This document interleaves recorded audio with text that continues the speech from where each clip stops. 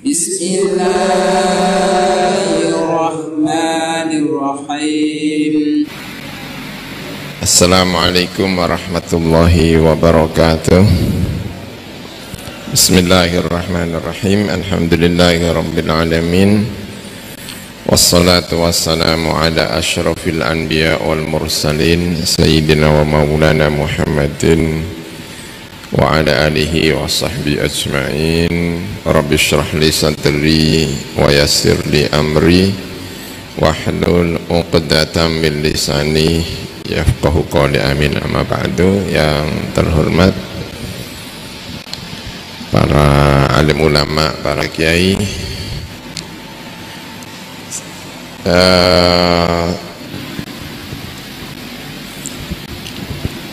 soal apa ini ya, negara, bentuk negara. Ulama-ulama belakang itu karena mungkin hidup di situasi yang berbeda ya, sehingga mungkin bingung gitu ya, karena dulu itu sudah kadung mapan yang namanya Darul Islam dengan Darul Kufri. Itu kan mapan sekali itu. Setiap kali mau masuk ke negara itu ditanyakan, ini Darul Islam apa Darul Kufri itu ya. Di kitab Bughyatul Mustarsyidin itu juga sama. Ketika orang Yaman itu mau hijrah ke Indonesia, ya ditanyakan, Indonesia di bawah kekuasaan Belanda itu Darul Islam apa Darul Kufri? Kalau jawabannya Darul Islam ya berarti boleh hijrah, kalau jawabannya Darul Kufri tidak boleh hijrah. Nah, kebetulan fatwanya ulama Yaman itu mengatakan Indonesia atau saat itu disebut Batavia itu adalah Darul Islam, meski di bawah kekuasaan Belanda, maka gelombang hijrah dari Yaman ke Indonesia itu masih terus banyak. Jadi intinya itu dulu itu selalu ditanyakan, ini Darul Islam apa Darul Kufri. Dari pertanyaan-pertanyaan itu aja sudah mengarah kepada satu kesimpulan bahwa idealnya itu adalah ada yang namanya Darul Islam. Kalau melihat pertanyaan-pertanyaan itu ya. Tapi kan ulama-ulama belakangan itu kan sejak pertanyaan itu terus berkembang sejak khilafah Turki Utsmani itu runtuh tahun 1924 itu kan terus ulama itu terus bertanya, ini kewajiban apa enggak? Ini itu realita atau ideal? Pembagian-pembagian terhadap ini dar apa itu soal kenyataannya atau soal idealnya memang harus begitu. Nah, yang ulama-ulama belakangan itu seperti misalnya Wahbah Zuhaili itu cenderung untuk menyampaikan bahwa pembagian-pembagian seperti ini itu sebetulnya adalah karena kenyataannya begitu. Saya ingin menggambarkan tentang peradaban. Manusia itu satu-satunya makhluk Allah yang mengolah, yang kemudian melahirkan peradaban. Karena segala sesuatu itu kalau kecekel manusia, menungso itu mesti diolah. Gedang itu ya kalau dikasihkan manusia ya nanti ada gedang goreng, ada gedang godok, ada. Tapi kalau diserahkan kepada monyet ya gedang saja, nggak ada monyet berpikir terus iki gedang ini naik diapakno, iya nggak ada ya, gedang dimakan aja gitu.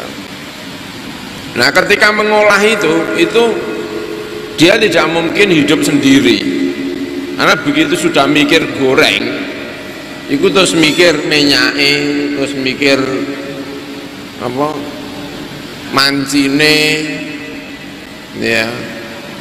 Ketika manusia itu tidak menerima hanya kulit, terus ono kancinge, ono wis pokoke dadi klambi kaya ngene iki butuh wong akeh. Orang-orang yang anti Cina itu jangan-jangan benike iku teko Cina. Pulpene teko endi gitu. Nah, dulu itu sudah disadari betul bahwa umat Islam itu nggak mungkin hidup sendiri. Madinah itu juga paham betul kalau dia itu Madinah itu nggak bisa hidup sendiri. Dan celakanya itu tidak semua kebutuhan Madinah itu dicukupi oleh orang Islam. Itu celakanya. Karena itu terus kemudian membentuk Jardar itu. Kalau yang namanya Darul Ahdi itu artinya boleh diajak kerjasama. Jadi ada barang masuk dari Darul Ahdi itu boleh. Tapi kalau nanti namanya Darul Harbi itu sudah nggak ada kerjasamanya. Jadi hatta Darul Islam itu butuh Darul Ahdi. Kenapa ya? Karena kebutuhan hidupnya itu nggak bisa hanya dicukupi oleh umat Islam.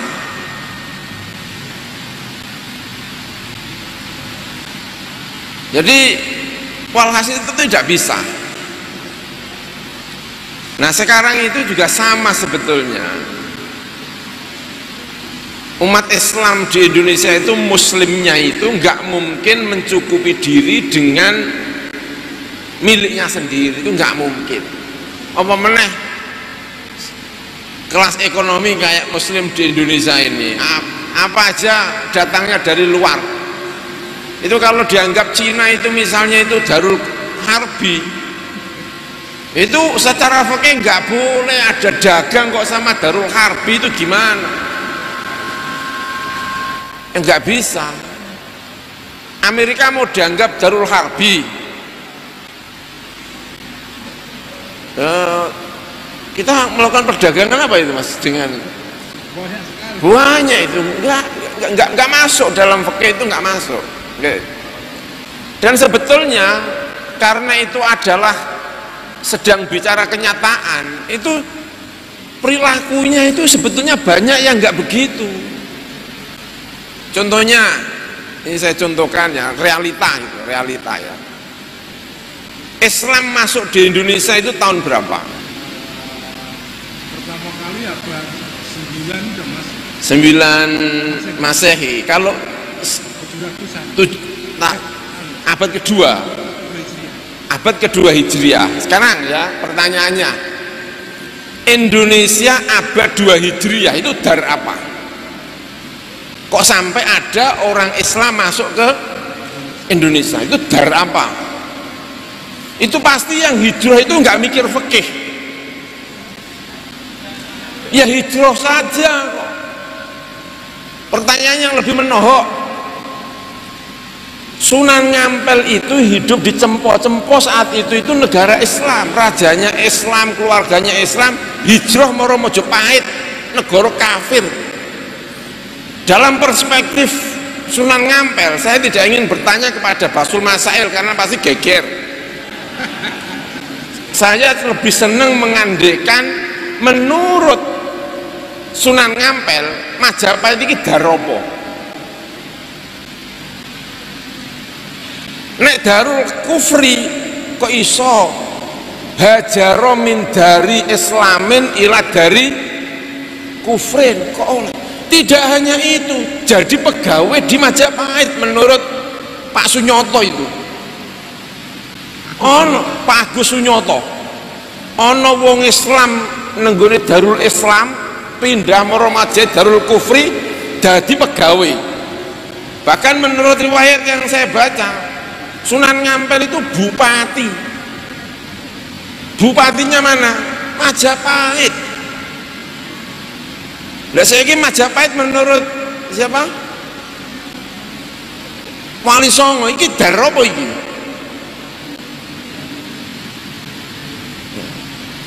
Karena itulah kemudian berkembang orang-orang modern itu kemudian mencoba untuk menjawab, jangan-jangan sejumlah orang muslim itu tidak berpikir tentang darul harbi sapi turute, tapi disederhanakan menjadi darul dakwah dan darul ijabah.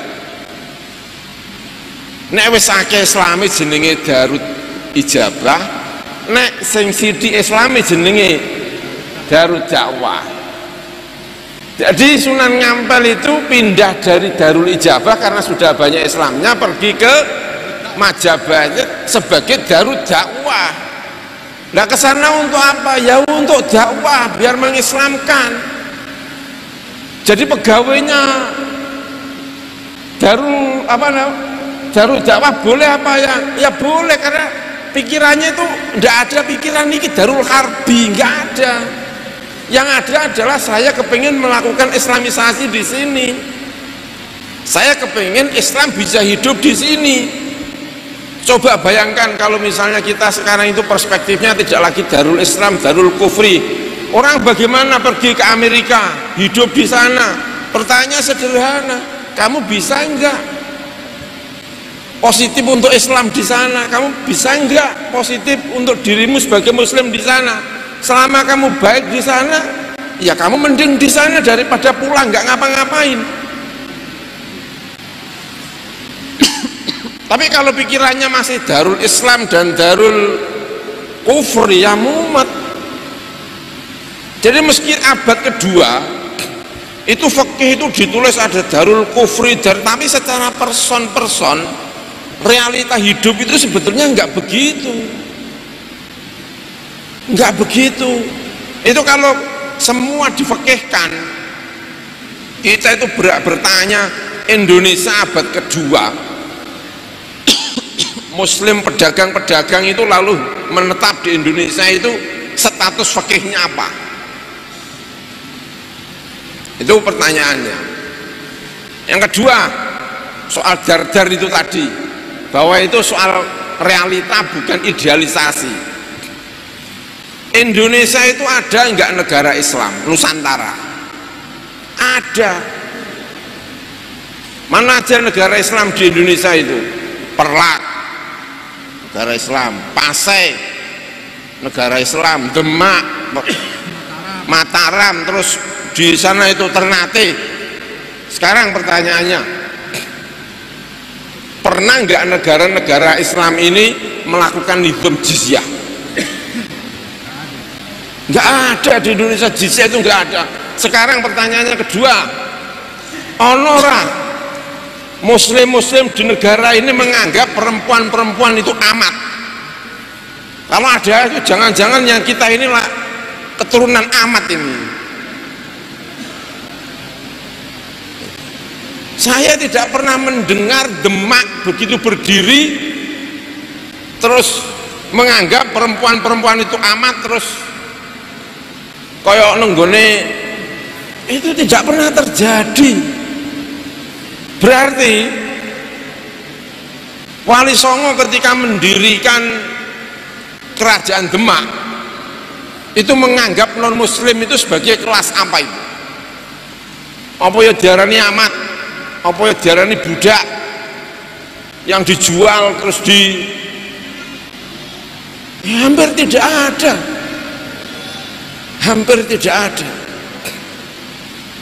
Artinya sepertinya hukum yang natural seperti ini itu ada kategori-kategori yang rumit, yang susah dimasukkan ke dalam fikih-fikih kehidupan itu.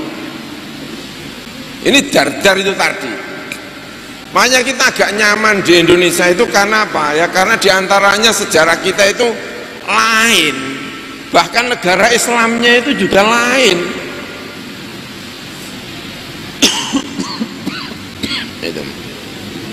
Nah jadi saya pikir soal kalau ditanya soal idealnya seperti apa,